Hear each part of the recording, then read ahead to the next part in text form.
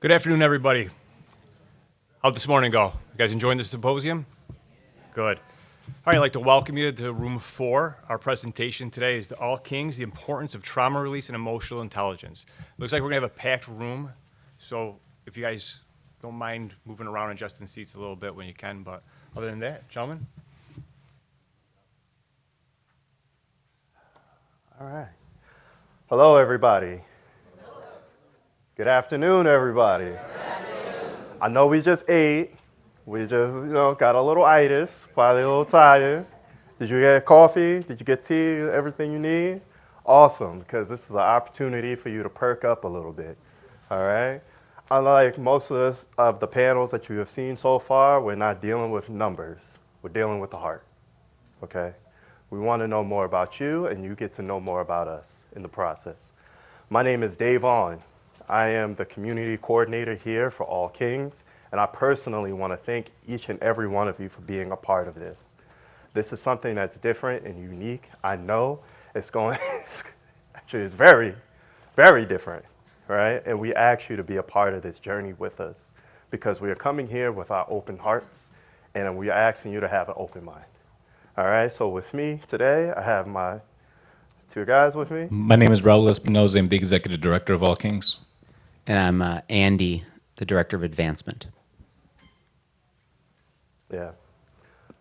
So All Kings, we are a peer-led men's group that specializes in emotional wellness and somatic healing retreats. Now, something that I want to add that's not up here that I really care about is that we are a brotherhood, not just of formerly incarcerated men like myself. I've been initiated. I've been in this organization for about 6 years, and I've been home for 9 years myself, right? Thank you. I appreciate that. But most importantly, this is a brotherhood. This is a community I call home, and I'm blessed to work here every single day, doing something that I love and I'm passionate about. So All Kings is a peer-led men's group that specializes in emotional wellness and somatic healing. How do we do that? We base it off of 3 pillars: initiation, integration back into the community, and leadership development. So we have our Nature Quest and City Quest retreats that are 2 to 3 days. If it's Nature Quest, it's 3 days, and it's upstate in Sullivan County in Liberty, New York. And our community circles are encompassing of our external services and our integration circles. So we finish with the Quest weekend retreats. Men come back home refreshed, unpacking or debriefing from incarceration and or healing from their past traumas and wounds, even if they aren't justice impacted. And they have an opportunity to journey with us through a 6-week integration circle and give them the opportunity to actually make this work infectious in their home, in their communities, in their workplaces, in their relationships, wherever. And then lastly, we take them into a journey of leadership development where we actually create credible facilitators to lead the charge in this work and actually create a stronger and better brotherhood.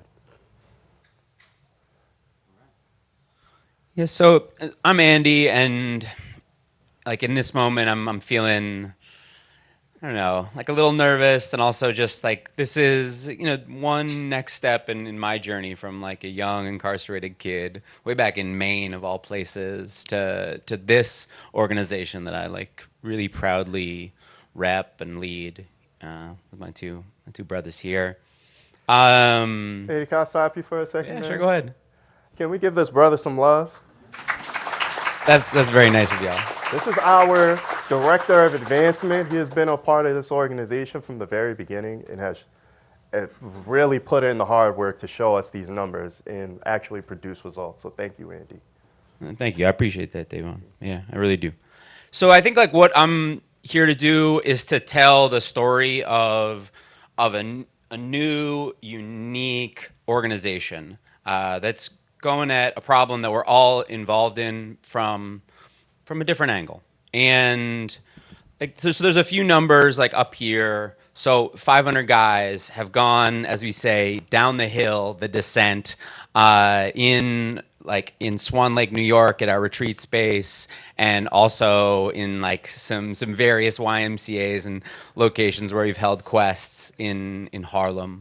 And so they've like a lot of guys have taken a big risk in their own emotional development to step in this organization. 500 of them, and I mean that one's just a number we're really proud of.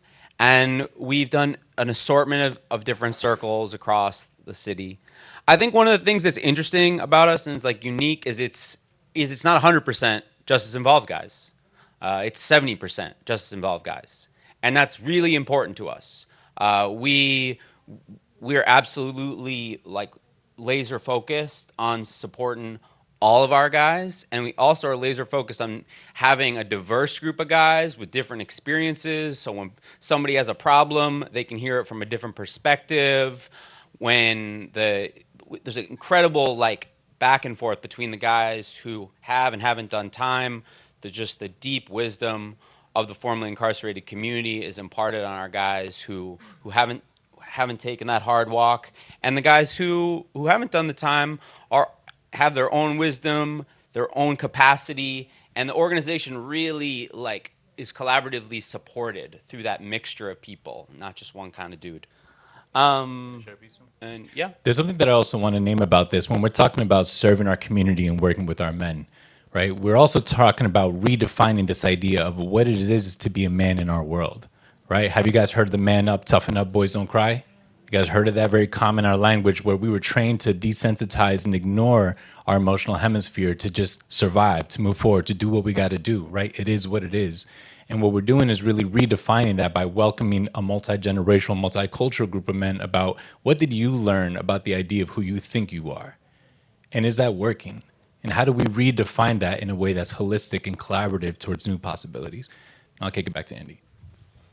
and I think the last thing I'll just say is we do our very best to dig at one of the root causes of safety that we're all here today to address. And for us, that's mental health. And two ways that we define that is the trauma that you've been through, and like the emotional wellness that you have right now, how to increase that.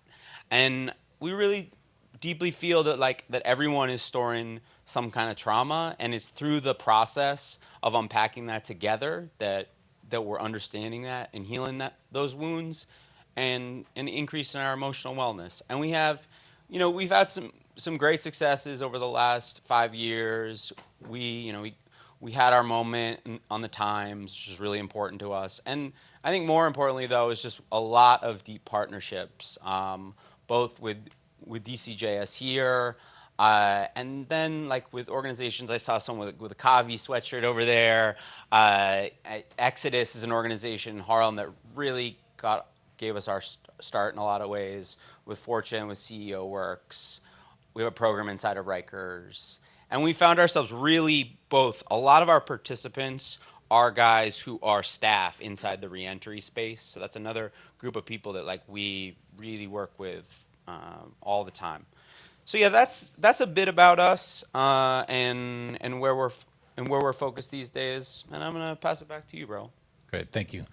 And so in this piece where we're talking about our emotional wellness, our leadership development, what does that mean? What does that look like? And how do we actually arrive to it? Sometimes we're so consumed with trying to change what is when we ignore why did it become that in the first place? Where we're actually coming from, what are we actually responding to? Are we holding accountability at the sake of action? Or are we holding accountability to the buildup of what occurred and why it occurred? And so there's a quote that we like to share is, we owe it to ourselves and each other to create safe spaces where we could be seen, heard, and held without shame. Another thing that we say in our community is that shame dies when shared in a safe space. How are you really doing? What's really occurring for you? Right? And so in our container, when we open up, we talk about how since the beginning of time, we've been circling around fires telling stories. And those stories, we talk about how to hunt, how love works, how survival works, how masculinity, femininity works, who I think I am, who I think you are. And some of that narrative is driving the boat subconsciously around who I think I need to be. The outcome of me growing up in my environment, if I could be so open, I grew up around domestic violence within my household. We had poverty. I grew up away from my father after he like inflicted violence on my family, and I was told to deal with it, man up and move forward, move through. But what it left me was this bottled anger, just waiting to erupt for. So when I had an opportunity to unleash and let go of some of that, it showed up sideways because no one ever actually taught me or made space for me about what happened, what occurred. So just this is going to be a little bit of a different breakout rooms than many of the other rooms you see. So I actually want to get just a couple of shares on how you're doing. What do you usually say when, hey, how you doing? You're doing good, great. How you doing? Thumbs up. How you doing? How you doing? I'm fine. Anyone else? I'm all right. Cool. You ask some people how are they feeling. It's like, oh, I'm feeling kind of tired, feeling kind of hungry. It's like, no, emotions. How you feeling, right? But even in this room right now, there are people that are on the edge of burnout right here in this room. I saw some smiles pop up. I was like, yeah, it's you, right? And there's some people that are going through marital distress where they're having some struggles, maybe with their partnership or maybe with their children. Someone in here lost somebody recently. Someone's in the process of seeing someone out in this world and being losing to or their own debate and overwhelmed with the stress and the burdens that they're taking on every single day. Am I doing a service? Am I doing my job? We're all here for safety, right? We all want to see our communities thrive, right? Am I accomplishing it? What's my role here? I am overwhelmed. I am stressed. I am joyful. I am peaceful. I'm feeling powerful. We don't hear enough of these things, right? We hear that I'm fine. What does that actually mean? And unless we could actually identify what is occurring within me, only then can I then aid it, right? If I know what's happening to me mentally, if I'm going through mental distress, emotional burden, if there's physical limitations or things that I'm going through, then I could actually treat the symptom. If I break my arm, I know where to go to the source, right? I'm not going to go, let me go read a book. I'm a self-help book because I broke my arm. No, I know how to direct that attention in the way that it goes. But in a society and culture where we don't normalize wellness and we treat it as a luxury, as an after effect, there is no coincidence why there's some essential things in the form of reentry, such as finding a place to live, getting a job. But there's also something that's really disregarded about how do I keep that job? How do I sustain myself, especially if I've been away for so long and I'm coming back into the society? How do I deal with the anxiety of stepping outside or interacting with a parole officer or going to show up my job, serving my community? How do I navigate that stuff? Why aren't we talking about this? So I actually want to invite Javon back up here because there's one way. We have many different instruments on how we actually navigate that and measure it and improve it within ourselves so that way we have something to look forward to. And one of the ways that we have is a PEMS check-in. So if I could, are you open to me guiding you through? Absolutely. Okay, great. Ask for consent first, always. And if everyone has, if Javon has permission to be honest and real in this room, we say it all the time. We're not trying to be right. We're trying to be real. Right? If we're not being real, then we're missing the point. So something about a PEMS check-in is that when I hear, how are you doing? I hear, I'm fine. What does that mean? That the totality of me is sustainable. That's what I'm trying to say. But how am I physically, emotionally, mentally, or spiritually? So I want to guide you, Javon, if you could just take a breath within yourself. Man.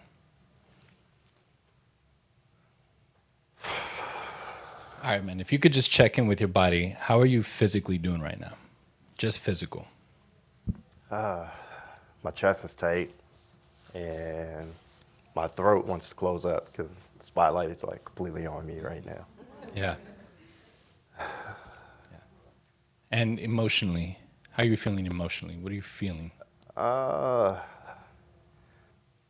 Nervous, anxious, a little scared, very vulnerable. Yeah. The anxious and the scared part is that I don't want to fuck this up. I'm 100% don't want to fuck this up. I'm anxious because it's the first time I'm surrounded by this many suits and shields since I was arrested. You know, like. We could invite everyone to just listen for a moment, just hold the energy of that. So if you want to say that, you're feeling anxious because this is the first time you've been surrounded by suits and shields since you've been locked up. Yeah. This many. Yeah. In one building, on one floor. Mm-hmm. and scared because, just being completely honest, I see more guns here than I have in the last 5 years walking this one floor alone, right? To me, I've always associated with guns with danger, but now I'm in a position where I have to see guns as safety, you know. So Thank you. Mentally, where are you at mentally? What's consuming your mind? mentally, Life in total. mentally, I am wrestling with my uncomfortable thoughts, but also very grateful to be in this space, to know that for the first time in 9 years since I was released in 2016, that I've gotten this far, it's pretty amazing. Okay. And spiritually, where are you at spiritually right now? Spiritually, just me personally, my faith, my God, has brought me this far, right? I'm living an answered prayer right now, to be able to go from the type of struggle I went through growing up in Harlem to being here in Albany, presenting in front of all of you, eyes on me, scared, is I just want to cry right now, but I'm trying to stay on task right now. But I feel very grateful. Actually, man, you want to take a breath? I'm gonna take several breaths. Take a breath. Thank you. Thank you, brother. Thank you.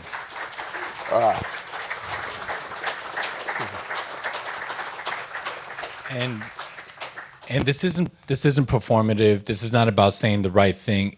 Can we create a culture of authenticity, of realness, of rawness when we interact with each other?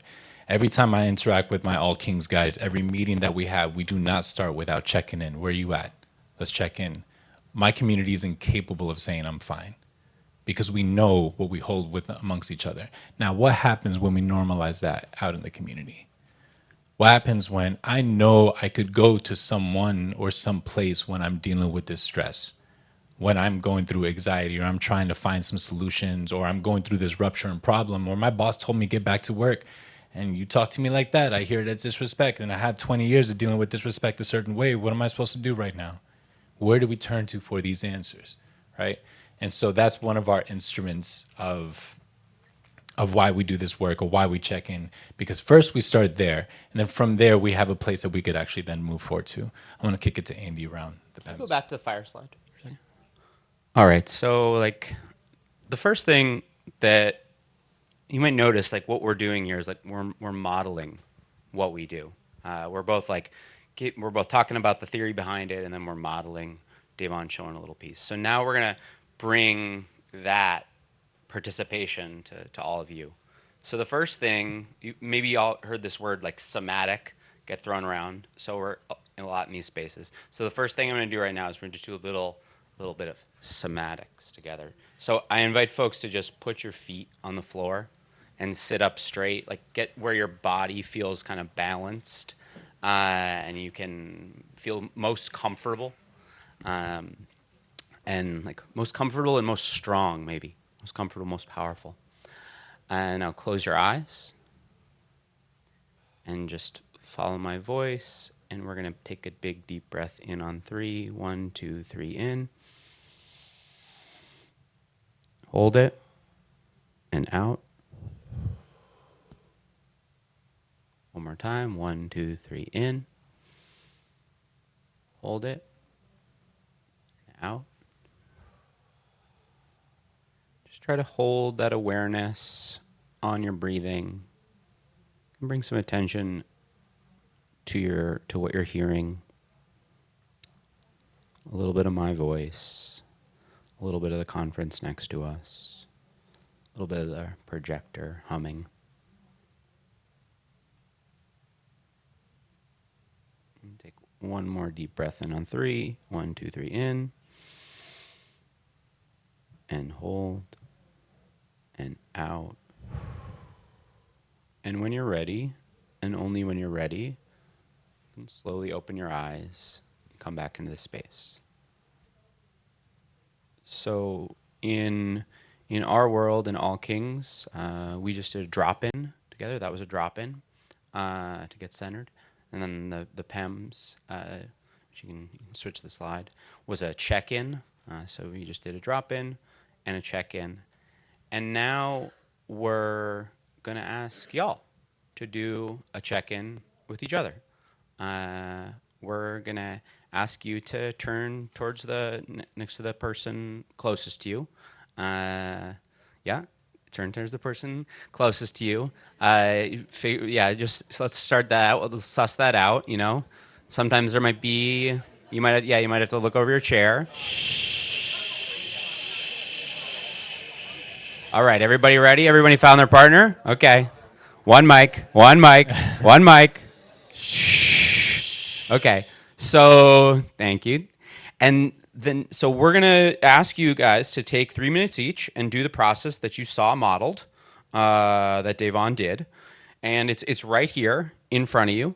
And so one person goes first. When that person's speaking for 3 minutes, the other person isn't speaking. And then you switch, vice versa. I'll be your timekeeper. So I'll say, ready, set, go. You'll see me put up one of these, which means you have a minute left. And then I'll start talking and put up a fist, and that means switch. And the answers, physical, we really encourage a couple little tips quickly. Physically, like try to keep it to sensations in your body, which can be a little difficult to identify. Think about if you're holding any tension, what's going on. Emotional, how are you feeling? The 5 feelings are joy, sadness, fear, shame, and anger. Notice different feelings. Mental, what are you thinking? Like what's currently occupying your mind? And spiritual, in like the broadest definition possible.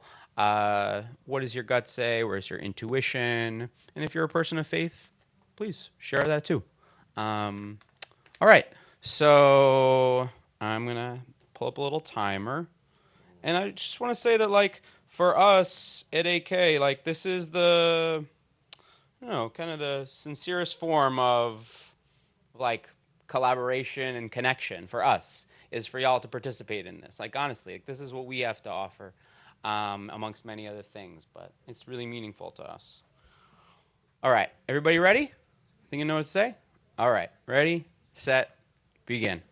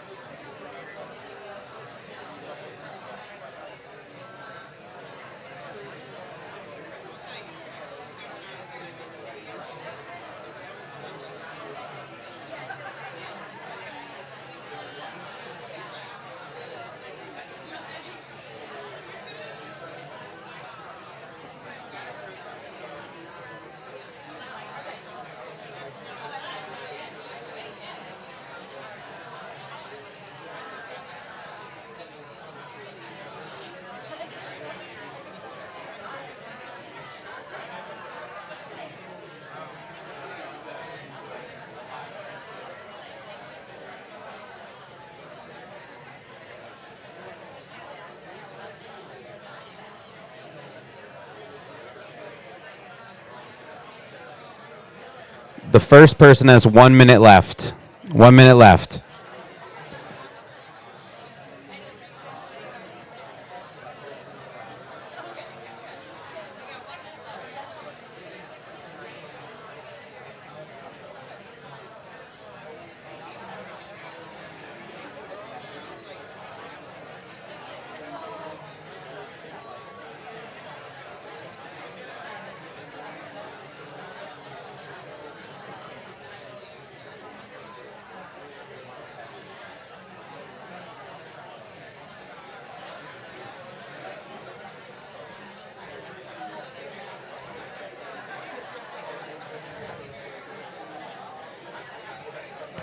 All right, all right, all right. That's time for the first person. That's time for the first person. It's time to switch. Time to switch. Make sure everyone gets a moment to express themselves. Time to switch. Go ahead. Another 3 minutes, starting now.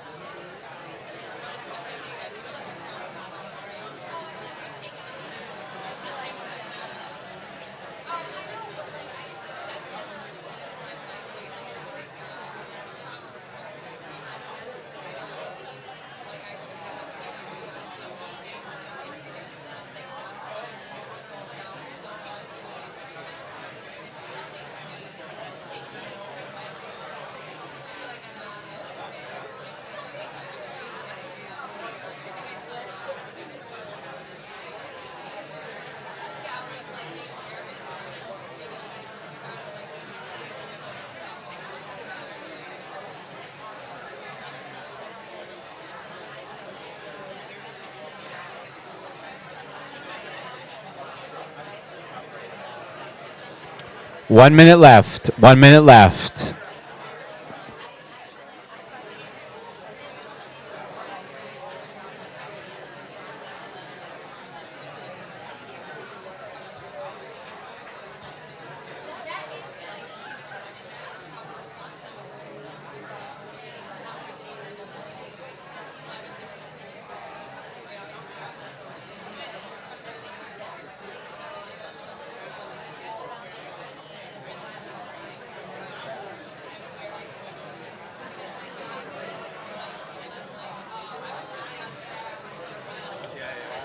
All right, folks, and that's time. Yeah. Okay. Did everyone like that? It seems like everybody liked that. All right. One mic. Come on back. Come on back. Come on back. For those with small children, quiet coyote. All right, I'm curious. How was that? Amazing. Good. Invigorating. Oh, thanks. Who said that? Oh, thank you. Can we invite someone? This is challenge by choice. Yeah. Can we invite someone to stand and please give us their experience? Can I have the brother said invigorating? I'm curious what Yeah. I'm curious what you thought. We got you next, girl. We got you We'll next. get you Don't worry, next. we saw There you you. go. Go. We'll get to you too. There you go, sir. So my name is Gregory Palmer from Niagara Falls, New York. I work with Niagara Falls SNUG. I'm a supervisor for outreach worker and an interim program manager. And as I was talking with JD here, we was just going through the motions. And the physical part was, I just recently had some diagnosis, and it was kind of, stressful. Being recently diagnosed as a diabetic. So that was stressful on my mind. The emotional part was how I was just really feeling. Being able to express it, especially to a total stranger. So, I don't have to be worried about being judged because he don't know me. And the mental aspect, I'm up for promotion in my job. I'm up for promotion. I didn't get the promotion. We'll pray for you. We'll pray for you. Right. But I'm up for it. But and it's the in between, the not knowing, that causes a lot of I ain't gonna say stress, but just anxiety. Spiritually, I leave it all in God's hands. Thank you. Yeah. All right. It's your turn. You see, I'm coming straight over to you. Hello, everyone. My name is Kaisha, and I work for DCJS. This experience was really good physically because I just appreciated talking to somebody in a room that I didn't know and to share with someone that I didn't know. We actually had more in common. You learn that you have stuff in common with somebody and the things that you don't. So we're both kind of in a space, both have a little bit of tension. We identified emotionally today. Mentally, just in that overcoming state, I would say. And then spiritually, I feel like that was more important in my exchange because he actually shared something that he's going through that I feel like, being that I am a Christian and I am a praying woman, that I would be able to cover him and pray for him later on. So just a good experience. Thank you so much. And I just want to highlight, it's really interesting seeing people say that, like, talking to someone who they don't know and how actually safe that felt. And that's, I think, something we really encounter in All Kings a lot, too, is we're giving people we're getting guys way outside of their comfort zone, on particularly on these quests, and creating a kind of safety that even though they're far outside of their communities and comfort zones, we're at the same time creating a space that's like entirely safe and non-judgmental. And it's interesting. Those things could be seen as like in opposition to each other, being outside your comfort zone, but sometimes they really allow people space to find a new path. Yeah. Yeah, that's good. You want to take it, Raul? For sure. And some of those paces, like, how much didn't you share? For those that might be like, oh, I can't say that. We're in a professional environment. Oh, there's only so much I could say. I don't want to spill out, right? Because the things that are moving through you could be an inconvenience, or they might judge me. They might, or I'm holding this status or whatever it is that I'm working on. Or I've gotten so accustomed to bearing it down, I'd rather just leave it there and not pick it up. I don't want to look at that space because I spend a lot of time and energy putting that aside so that I could function, right? And the reason why we're talking about this is also we're facilitating this room on a very individual level. How are you feeling, right? But why do we do this? Why do we pull community together, again, in the sense of redefining masculinity, is that we're working with a lot of men that are coming home. We're working with a lot of ATI. We work with also a lot of young men that might be at risk. But it's a community of us revisiting that because we all make a part of our community, right? For those I saw, Kavi was here. Snug was here. We got people on the front lines. We got people that are dealing with cases every single day and stories and trauma.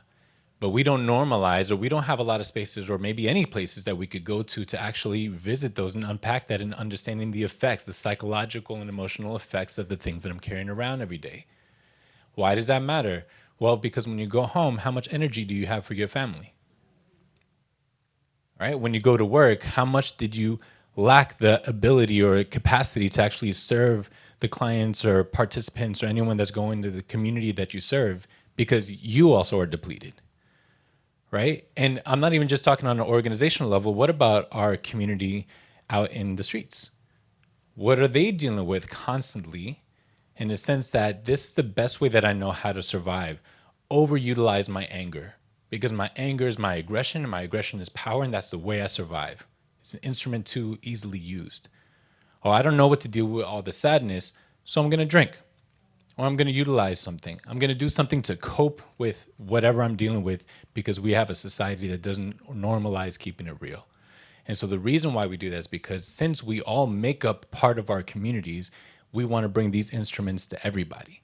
And we have a big focus on working with men that have been impacted by the system because they also intimately know the pitfalls that we fall into, right? Or what we had to adopt and accustom within ourselves in order to survive in a society.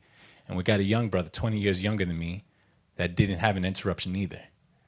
Right now I have an opportunity. Now I have a paradigm shift where I could actually play a role in my community by integrating some of what I learned because some brother held space for me. I hear time and time again when we run our retreats, I never said the thing I just shared. I just spoke about the thing that I've never spoken about before. I'm not talking about the time during time. I mean the thing that happened when I was 5.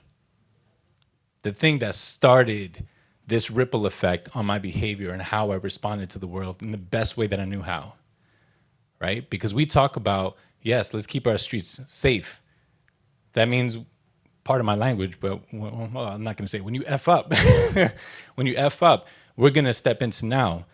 But again, I think to the panel that you guys were talking about earlier, what about the 14-year-old? What about the 12-year-old? What about the 5-year-old, right?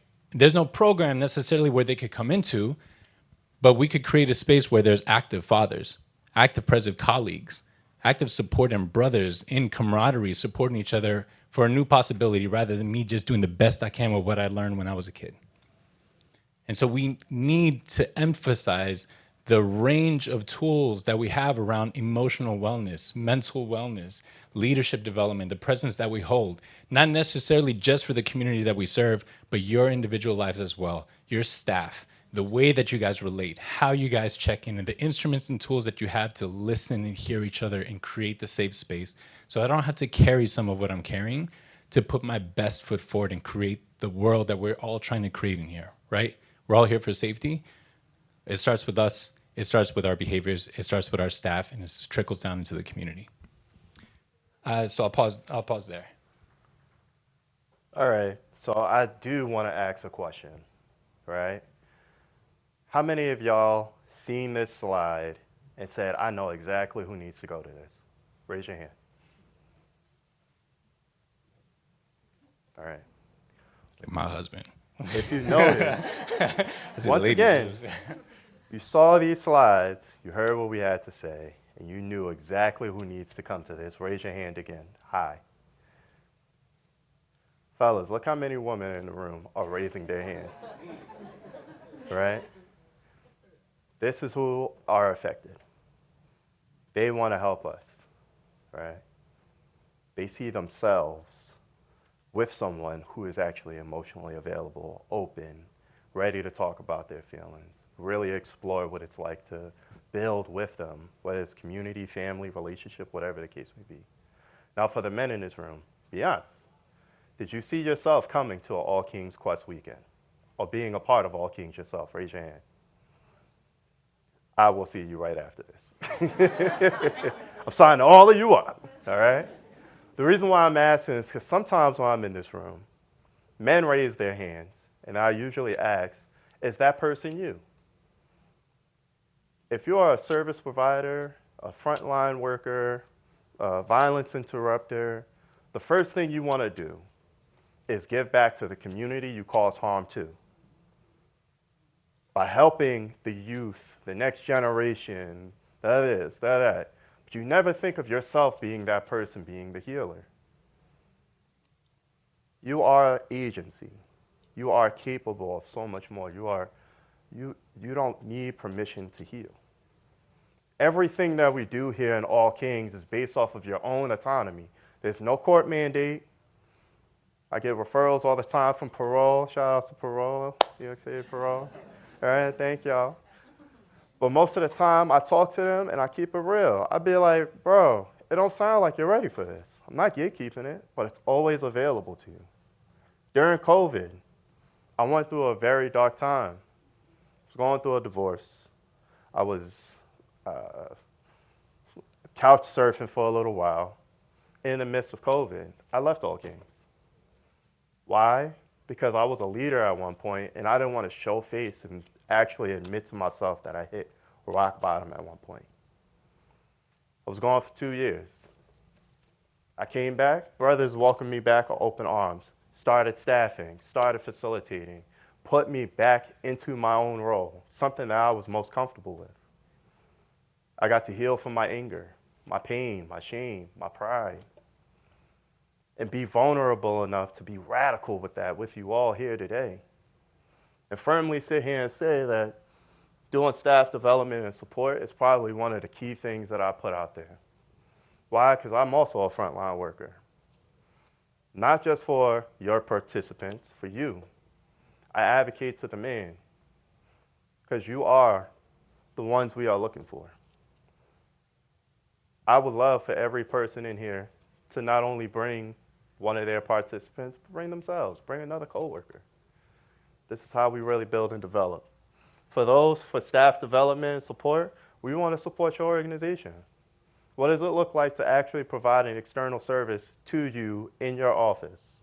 And by external services, we mean facilitating PEMS check-in, active listening workshops, drop-ins, emotional regulation, conflict resolution. There's many instruments that we embed in our practices and our modalities on how we drive deeper levels into cause and safety within ourselves and the communities that we serve. Thank you. And for community services and support, do you have an event coming up? Do you have some outreach you're doing? You're doing a block party? You're doing a community center resource fair? I'm pulling up. I have kings that will drive up here from the city to make it happen, because this is something that is worthwhile. We do 7 of these a year, 7 quests a year, 4 upstate, 3 in the city. And of course, that's me inviting you to quests, right? There's something else I want to put out there. Can you go back to right here? This is what it's all about. Not going to put this young man's name out here, but the reason why we're laying hands on him is because he is 19, just got convicted for doing 17 years. He took the plea because he knew he was guilty. I'm saddened by it because this young man did not want to go in. He really wanted to change and transform his life. We created opportunities for men who are initiated in this community called the going forth ceremony. It's something I honestly say I wish I had when I went inside for a mandatory 4-year sentence. So I have a brotherhood of men holding me accountable to my own reentry from before I even go inside. The reason why I'm getting so choked up right now is because this young man really asked us to hold him so he can remember this moment. Because he wants to know what community feels like. And that's something I want to share and offer to all of you today. Thank you.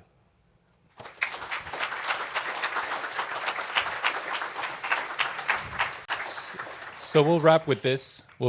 Again, to reiterate, we are looking to collaborate and partner with other organizations on bringing our offerings to your staff. Whether it's a 4-hour workshop or an 8-week cycle of bringing this work consistently, we want to serve the communities and create more instruments so we're all speaking a common language on how we can support and serve the communities that we work with. And again, as we said, there's a space for you. Just a little plug, there's a couple of women that are starting to seat all queens to work with the women that are thing, because every room that we get, and we get that as well. But with this is a growing organization, and it grows because we create the space that we create and share these instruments so that one day you don't have to come to an All Kings weekend. Is because the space that you're around, the community you're around is embedding these practices within their own lives. So if you guys have any more questions, there's a QR code to our website. My name is Raul. This is Andy. This is Javon. If you guys have any questions, please feel free to come up and share them with us. But thank you for your time.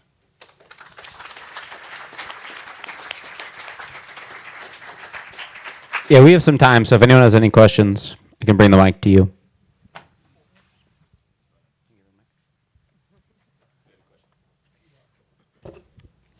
Do you, do you have representatives that travel? Like, do you guys, are you three the ones that would come for like a reentry presentation? Or would there be other kings that come? And how do you build a community in a new area? Thank you. We are mainly in Bronx, from higher Bronx to East New York and everything in between. We mainly serve communities in Harlem and the Bronx. That said, we also have kings here in Albany that have gone through our retreats and been through this process. We're in the process of sharing this resources to make it wider reach. We do facilitate our retreats closer to the city, one by Liberty, New York, one in the city itself. But we have, I mean, we're just three of many where we come that can represent, to speak about this modality, speak about the practices, and share it with the community at large, whether that be digitally or them actually coming up into space as well.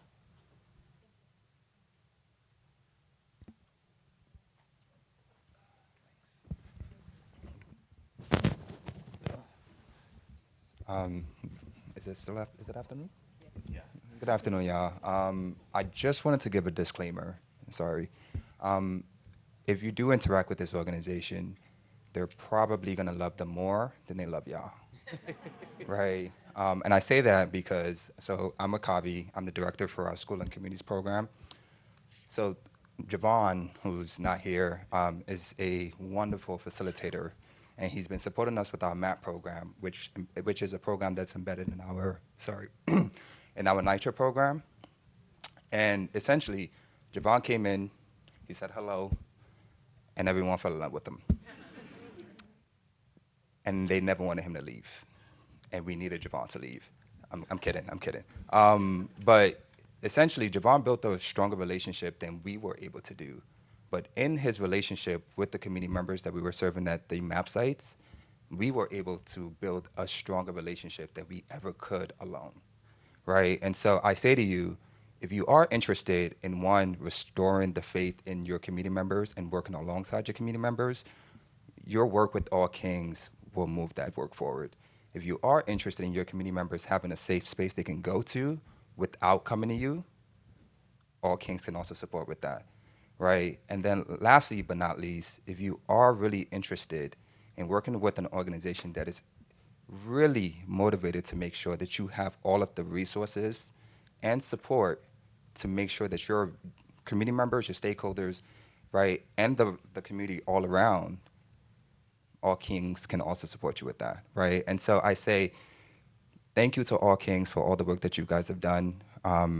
Brooklyn, our MAP program, our school program, right, because they've also supported us in our school program.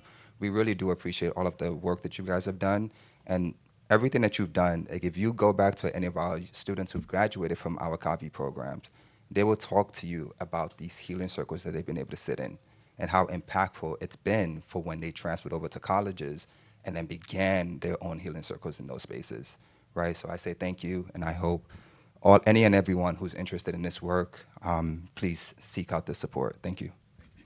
Appreciate you, man. Thank you. Just so you know, he's an unpaid actor. No, it's fine. Thank you so much, bro. Someone had a question? So if you guys contact us, it's Raul at allkings.org, Devon at allkings.org, Andrew at allkings.org.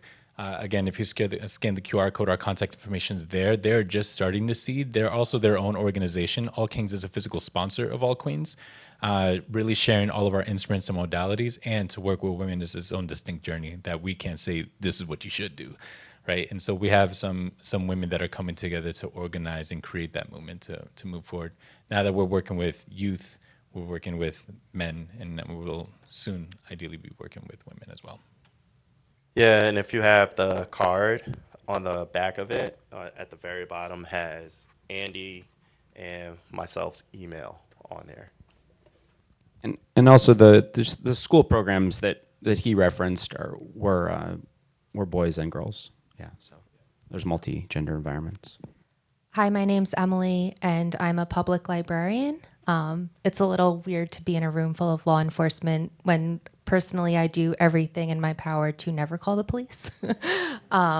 I work on the front line. I see a lot of formerly incarcerated individuals, helping them with getting set up with cell phones, housing, food, 12-step meetings, and sometimes mental illness or substance use disorder can present itself in a scary way where people want to call the cops. Do you have like a zero tolerance policy when it comes to substance use or violence, or do you try to take care of that within the group? That's a good question. I can start a little bit. When it comes to I'm not sure when it comes to hard drugs. I'm sorry, I might not be using the right word. We do our best to have a zero tolerance policy. When it comes to violence, I think that's a more complex issue. We're dealing. I mean, all of us have histories of violence. The three of us standing in front of you, to be honest, and most of our guys have histories of violence. So navigating that is complex. I'll say a couple things, like on those quests, for instance, there's like a ton of volunteer staff. This is a way we create a lot of safety. So because these are intense emotions that are being shared in these spaces, and some of them are violent emotions. So a lot of support, like 2-to-1 staff ratios sometimes, is a way that we really deal with safety. And we also recently did a bunch of de-escalation training internally as well. And yeah, we think we hold a really safe container, and safety. We always say at the beginning of the quest, like, safety is our main goal. I just want to pick up where he left off around safety being our primary focus. We don't pretend it was like, oh, just come to us, we got it. We partner with community, right? And so there are people that specialize specifically on substance abuse, mental health issues, on job placements, housing. We rely on you in that realm where our community can focus on what we do really well: mental health, emotional wellness, leadership development. And things that are outside, we build those partnerships so that we have warm handoffs and a direct referral, rather than saying, go check out this website. It's like, no, call David. David works at this platform and he's going to get you set up, so that way the community is really being held in that sense. Because again, safety and integration, if this is not towards the continued betterment of the community, then we're missing the beat. We're missing the point.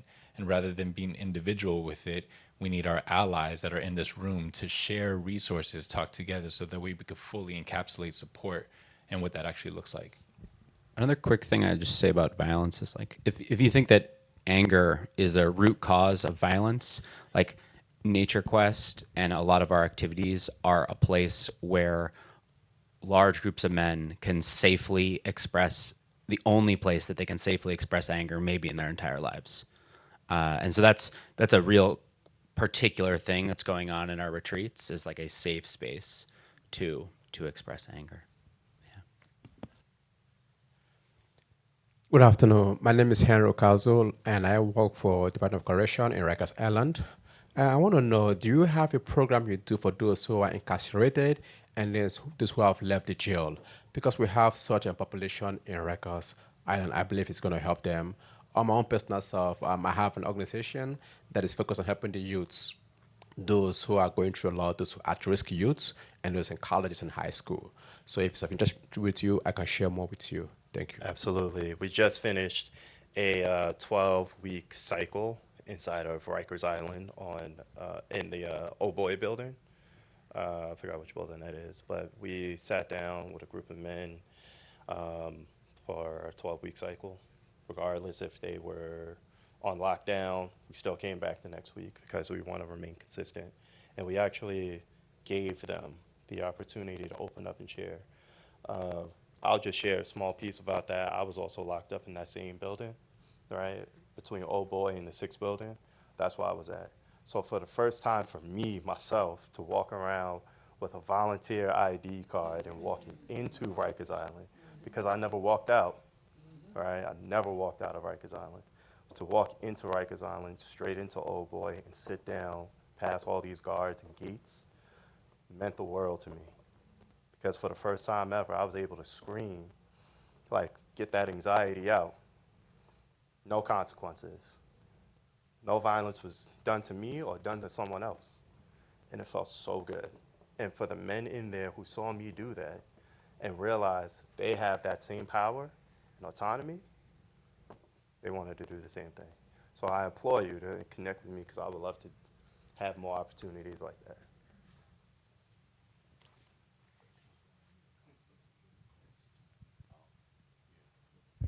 He asked if there's a process or a cost.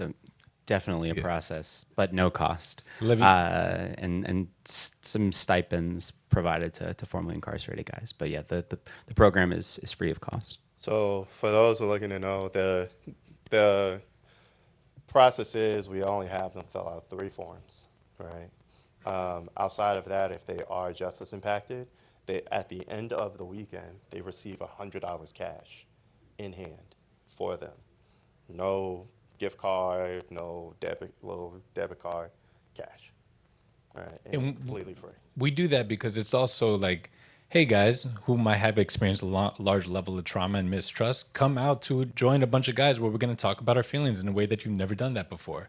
That's quite a stretch, right? And it's also a time where I could spend time connected with my family that I might not have been around for years. I have time that where I could be making money and going trying to find a job on the weekend. It takes a certain luxury of time, right, and a baseline of needs being met in order to come here, and we recognize that. And so to be part of our programs, one, we don't turn anyone away from any type of economical circumstances or limitations. So we make it accessible to everyone, and there's an incentive to participate for those that have been through the system, because we're also relying on the leadership of them to support us and transform the community and bringing this work out into the streets. Megan? Thank you all so much. I have a very basic question, which is something that I've grappled with both in terms of my own life and work. How do you all take care of yourselves? Because this is incredibly traumatizing work, and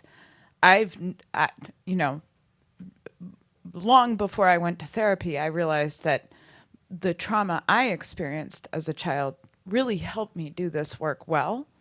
But there is a point where you cross over, and that becomes destructive to continue to live in that trauma. And I imagine that all of you go through days where you are re-traumatized and re-triggered over and over and over again.